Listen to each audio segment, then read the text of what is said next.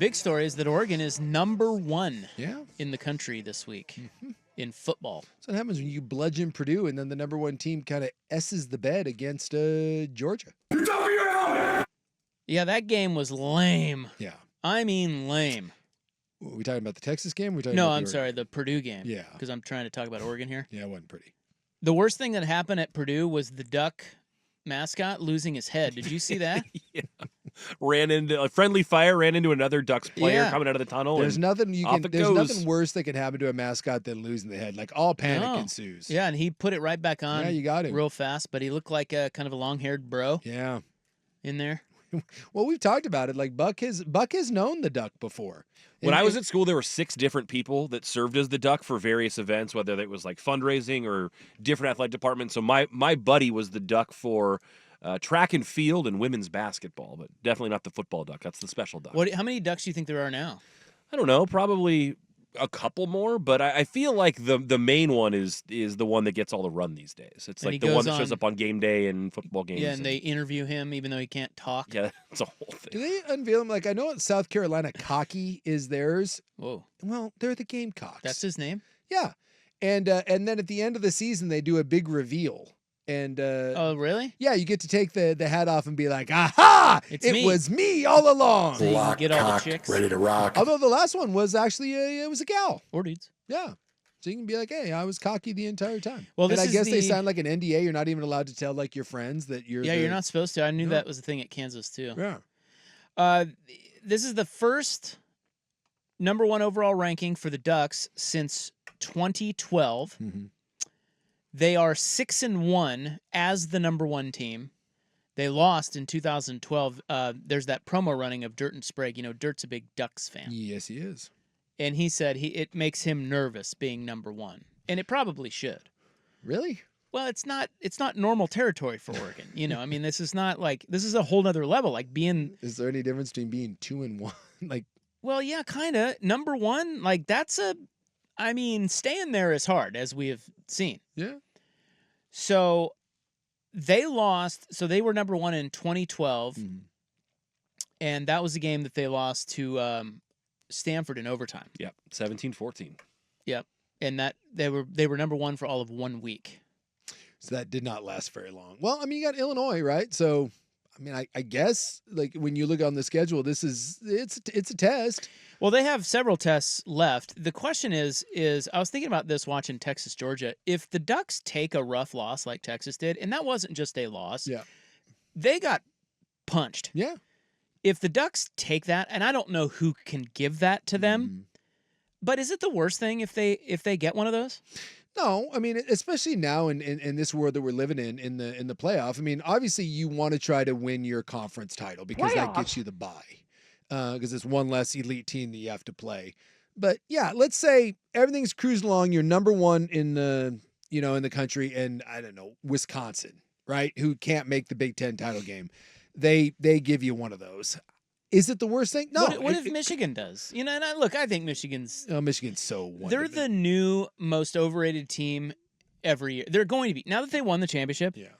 Every year, Michigan is going to be the most overrated team. Michigan is not very good because they won a championship. Yes, this is not the same Michigan team. Far from it. But yeah, if you lose that game, nothing is over. Could it serve as a wake up call? I guess it would only be viewed as a positive thing if you felt like maybe you took your eye off the ball and maybe you were having some games where things weren't going that great. But I don't know. I just get the sense, and maybe I'm completely out in left field. Lanning doesn't really seem like the sort of guy that's going to allow that to happen. But we shall see because, like you said, they are #1. No coach allows it to happen. It's just something that happens. Yeah. And I just don't. I mean, look, they are fast tracking to the Big Ten title game. Yes. I mean, and the schedule is favorable. Like, dude, this is coming up roses for Oregon so far. Yeah.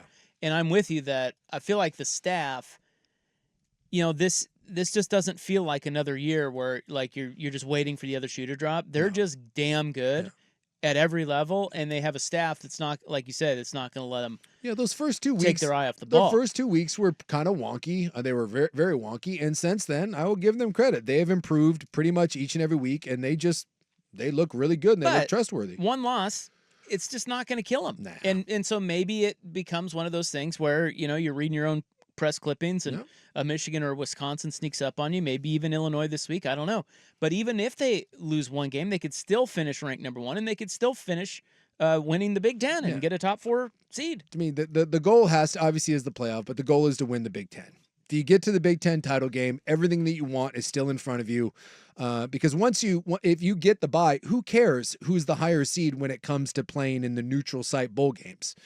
So in this world, winning the conference title is by far the most important thing. So when you look at the Big Ten championship game, if you just have one loss in the conference and you've already got a tiebreaker of Ohio State, one would think that puts you into the Big Ten title game. So I wonder if they're going to be playing Indiana in Indianapolis boy, wouldn't that be something? in the Big Ten title game. Wouldn't that be something? That'd be awesome. Did you hear the little nugget from Dusty that the Ducks stayed they stayed when they went to Purdue in Indianapolis to do essentially a dress rehearsal for that game, the same hotel they'd if you ever listen to our show, you would know that has already been mentioned by us. We did Today? talk about it. No, last week. Last week. But I don't remember last week. you know, it's funny when you look at Ohio State, like Oregon has a very favorable schedule. They're going to be significant favorites over every team that they play. What's the Illinois line? 21. 21. And by the way, I think that's the only Whoa. ranked team left on their schedule. That's high. So It feels high. I don't know what they'll be ahead of Wisconsin, and maybe Wisconsin's ranked at the time. But right now, Illinois is the only ranked team. They're favored by 21. Where Ohio State still has at Penn State, and they do get Indiana. I mean, they have Michigan too, but right now Michigan feels like a road apple. They got Nebraska. Nebraska just got boat race. So it feels like when you look at Oregon, would you say that Illinois, Wisconsin, maybe, I guess Michigan, like there just isn't anything that really scares you. Whereas if you're Ohio State at Penn State and then the one against Indiana is like, oh my God. And here's the thing about Ohio State, with one conference loss, that Indiana game or the Penn State could loom really, really large in that you stub your toe somewhere else along the way, there's a good chance you're not playing in the Big Ten title game. That's the same thing like what happened like in the SEC when you lose 2 games. You know, so I think Ohio State's schedule is way more challenging, and you don't have the luxury of having a mulligan in your pocket like Oregon does. I think that one's coming up in just 2 weeks, that Ohio State Penn State game. I think it's going to precede the Ducks Michigan game on the TV schedule. Well, I always love to look at if the college football playoff started today bracket. Mm-hmm. Oregon would be the one, and they would play the winner of Tennessee LSU. Yeah. That would be the 8-9 game. Mm-hmm. And then on their side of the bracket, Penn State Boise State winner would play Iowa State. Wouldn't that be something? So you would have to beat LSU or Tennessee, and then you would get either Penn State, Iowa State, or Boise State to go to the, I guess it would be the final. Yeah.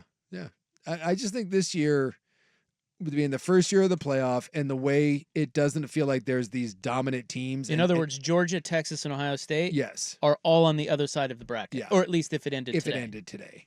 I just think it's going to be interesting to see how this all plays out, because it doesn't feel like there's dominant teams in college football. It feels like there's a lot of vulnerability, and it's the first year that we get a 12-team bracket. So maybe we actually get some NCAA basketball vibes where, you know, maybe we get one of the big boys, the Oregons, Ohio States, or whoever wins a national championship. But, you know, maybe we get some early upsets. Maybe we do get an Iowa State. BYU maybe over we get Ohio a BYU. State. Boise State. What if Boise State finds a way in, and if you watch that Boise State-Oregon game, Boise State should have won that. What if we have Boise State that gets to knock off Georgia in the opening round, even if Boise State doesn't do anything after that?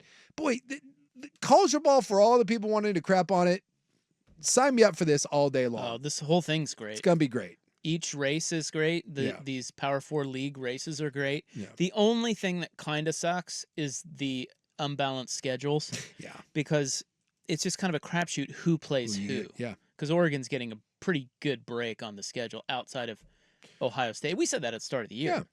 Yeah. Their schedule set up really nicely, particularly getting Ohio State at home. Yeah, because you look at the way it played out, that, you know, Michigan isn't very good. I mean, Michigan's flat out bad. Wisconsin's having a wonky year. Well, you thought Michigan was your second toughest game. Exactly. Washington's having a down year. I think Illinois might be your second toughest game. It's possible. Or it's Boise State.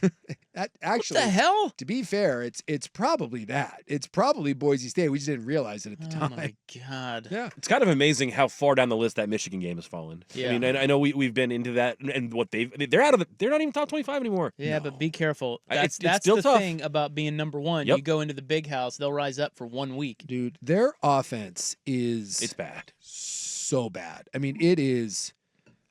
I mean, I just, it shocks me. I say this all the time in college football. I struggle when I watch college football teams, especially a team like Michigan, who clearly can recruit. Their inability to find anyone, and I mean anyone that can throw the football, it shocks me how many college football teams are like this. But I mean, Michigan's offense is just it's beyond dreadful. So as of right now, it stands. I mean, Michigan just doesn't pose a threat to any real balanced team. And by the way, let me also point out that USC did it again Oh yeah. and choked away another one.